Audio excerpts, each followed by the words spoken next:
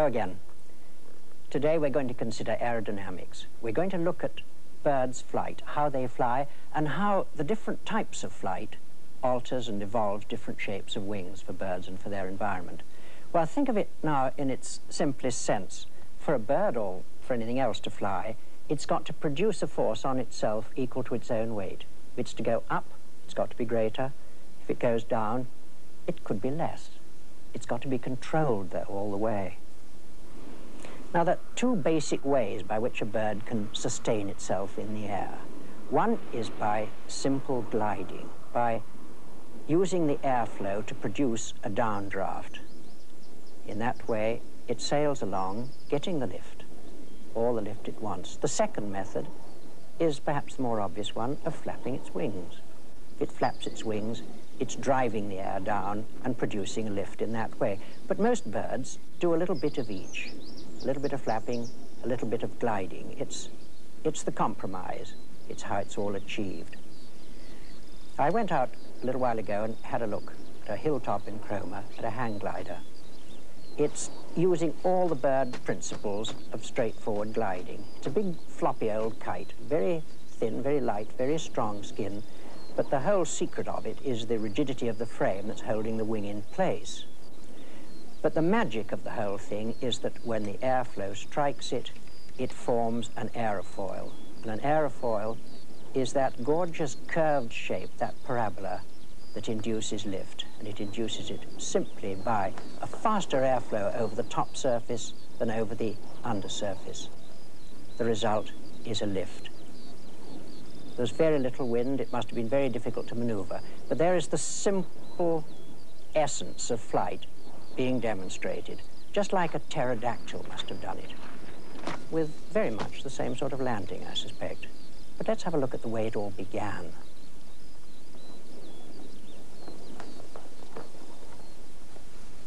The first real bird we discovered from fossil remains was called Archaeopteryx. It had developed from a long line of small dinosaurs, probably dinosaurs that lived in trees. It had grown feathers where the scales had been, because the construction is very much the same. It had little wings. I should think its aerodynamics were probably about the same as a Rhode Island red. Its wing loading was very heavy. We're going to talk about that later on. To understand this thing about wing structure and how they're made, it helps a lot to consider a bird's wing in relation to our own arm. Let's have a very simple wing here. There's the body of the bird with a wing coming out of it. Now, this is no particular bird. It's just a standard wing. The first bone comes out to about there, and that is our humerus. Two more bones run out, which are radius and ulna, these bones to this point.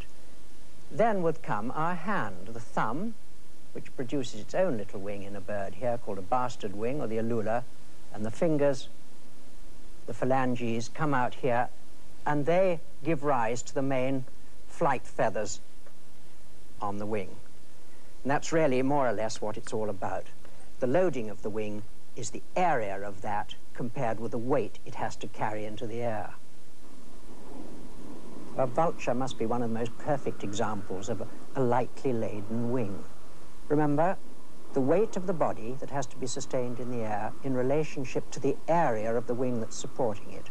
A huge area of wing, a light body, and therefore an absolutely effortless glide.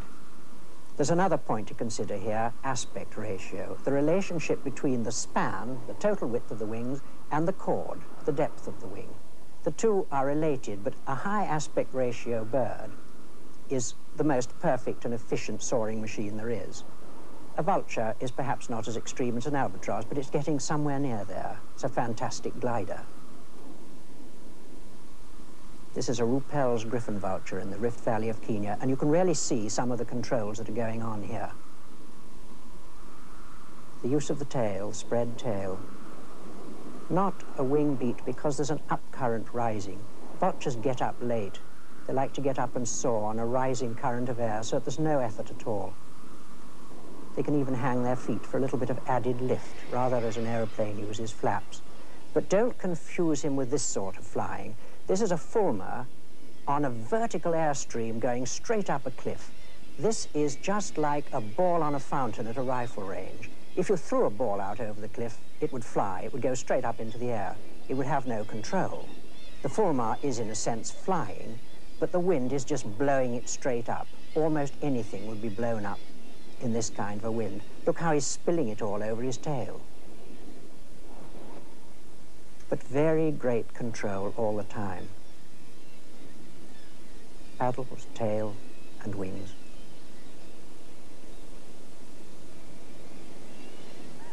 Now, we've been looking at soaring flight, gliding flight, deflecting the airflow downwards. But let's look at the master of flapping flight. First, a spring into the air, and the eagle's aloft. That massively powerful downstroke is what's driving it forward. As he comes up, as he brings his outer wing up, it's feathered. There's no drag at all.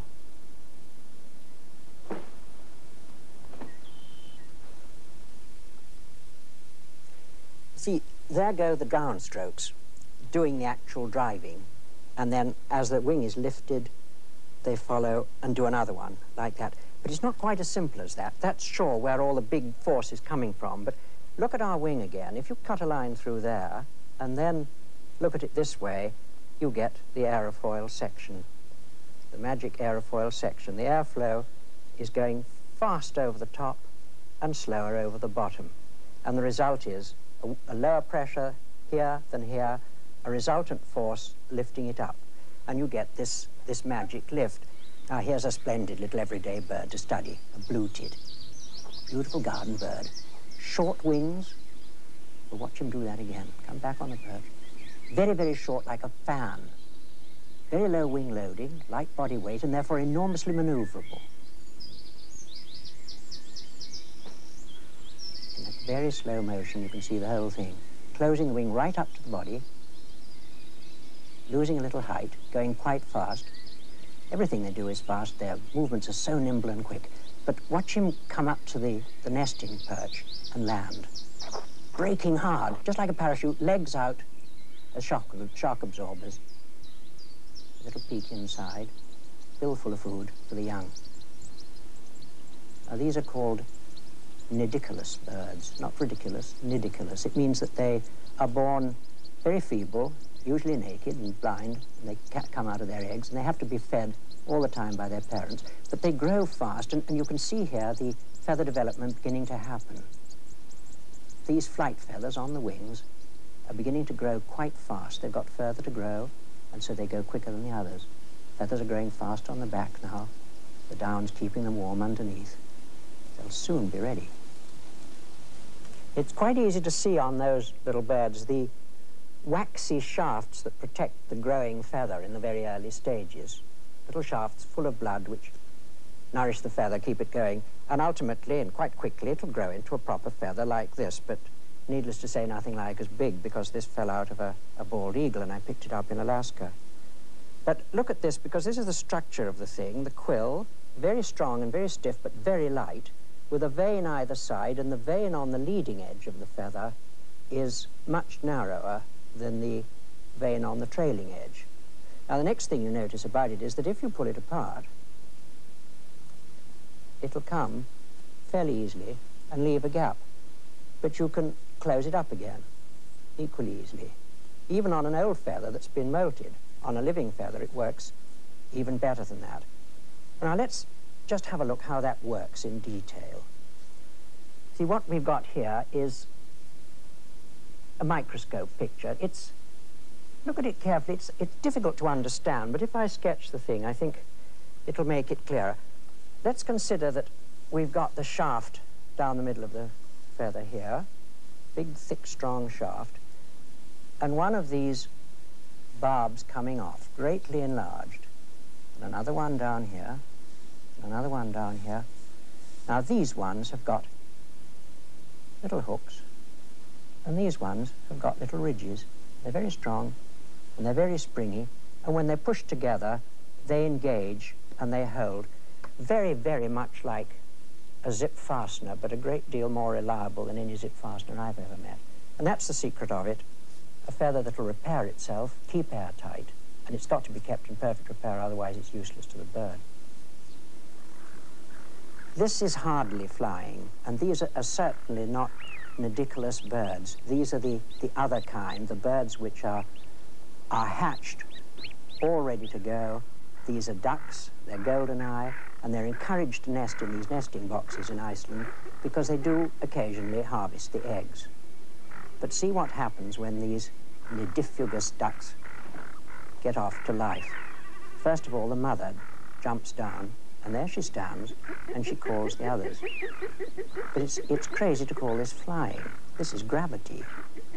They just hurl themselves off, and they're flexible and very rugged, and they bounce. And that's how it's always done. That's the way it's designed to be. Before there were houses, they'd be doing it from quite high rock crevices onto the beach or into grass like this.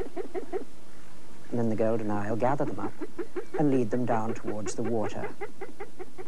Water to ducks is survival. Just one last one to go and join the whole brood.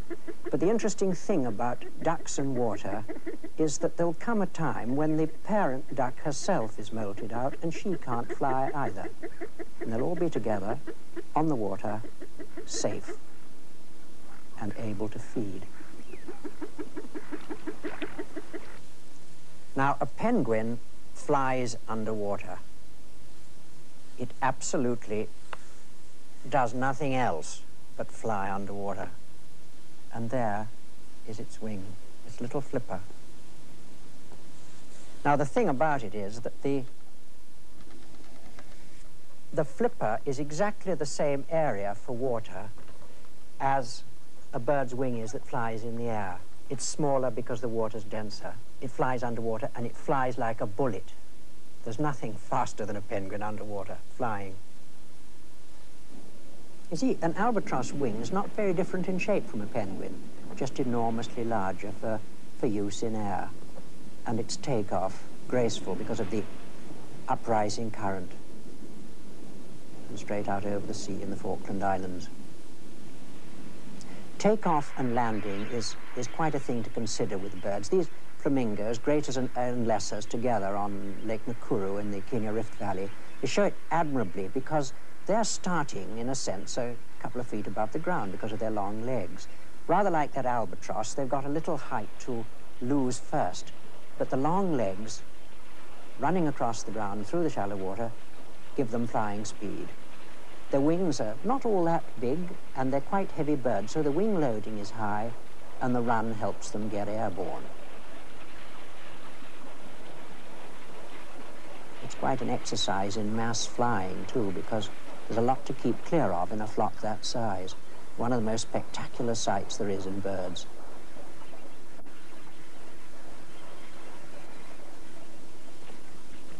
A lot of very heavy water birds, like a pelican, get off the ground paddling in the same sort of way, and then fly very low over the water because the cushion of air underneath gives them lift and buoys up their bodies. So we've got our old pelican airborne, and there he is with the cushion of air between the water and his body, helping him along. But any aviator will tell you that there are 2 points when you need most concentration, the takeoff and the landing. So let's consider the landing now and look at how some of the birds do it and the special places they have to land on.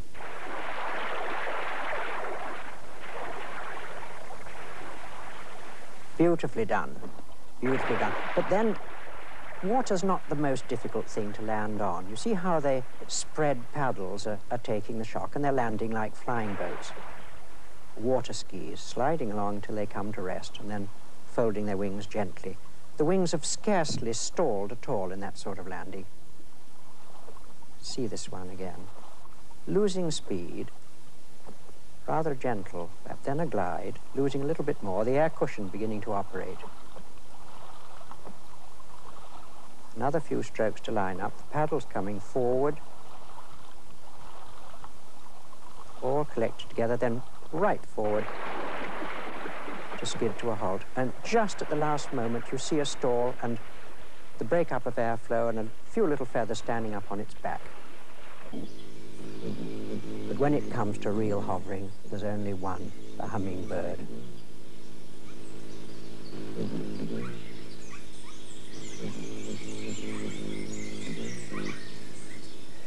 The first essential difference that you must have noticed with this hummingbird is that its body is vertical and its wings are beating fore and aft instead of up and down.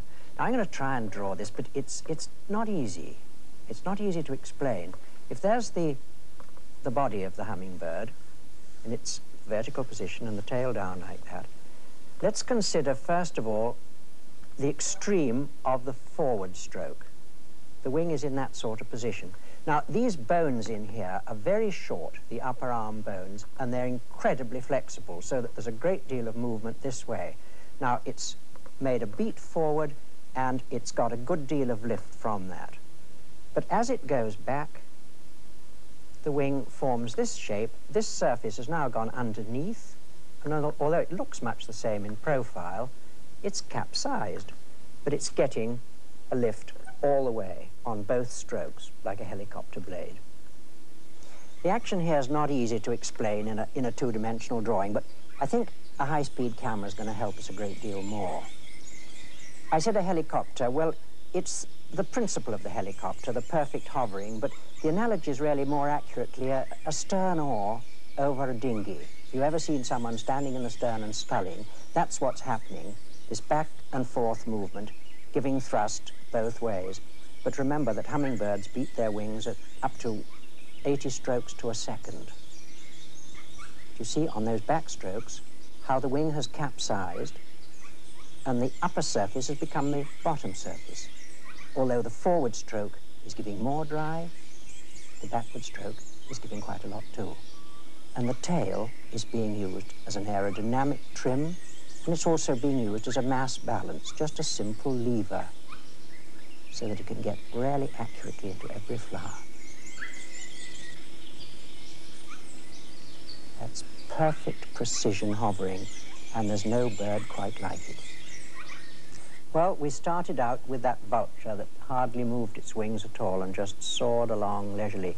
We finished up with the little hummingbird with the fastest wing beat that any bird has got. And between those, we saw all kinds of different wing shapes, different birds with different roles to play.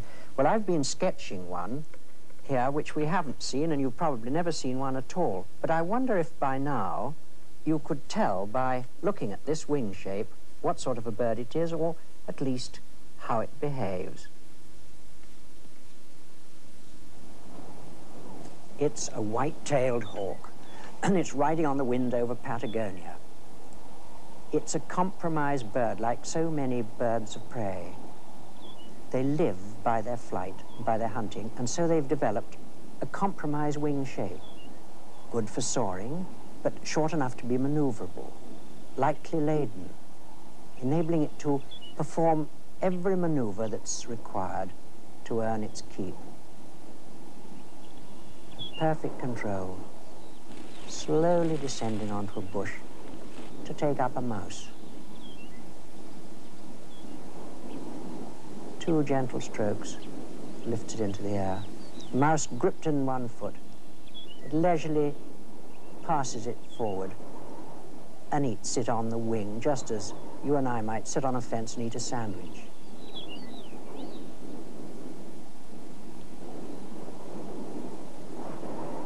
Now that is successful flight. That is all the advantages of flight rolled into one.